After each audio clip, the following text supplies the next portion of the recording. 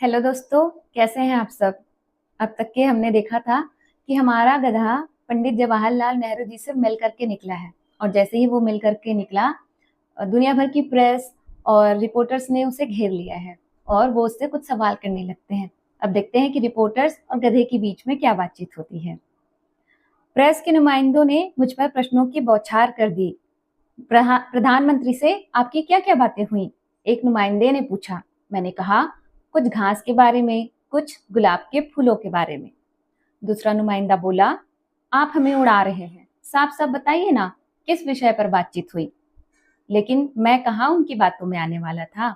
मैंने कहा, कुछ धोबियों के बारे में, कुछ उनके गधों के बारे में, कुछ नई नस्ल के गधों के बारे में जो आजकल भारत में तैयार हो रहे हैं।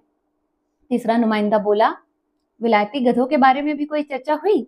मैंने कहा, हाँ, जब पंडित जी विलायत में पढ़ते थे तो अक्सर गधों की सवारी किया करते थे। उन दिनों हर्टफोर्डशायर के गधे उन्हें बहुत पसंद थे।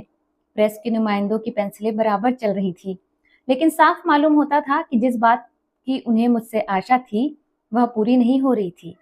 मुझे उन बेचारों पर बहुत दया आई। आखिर मुझे घोषणा करनी पड़ी।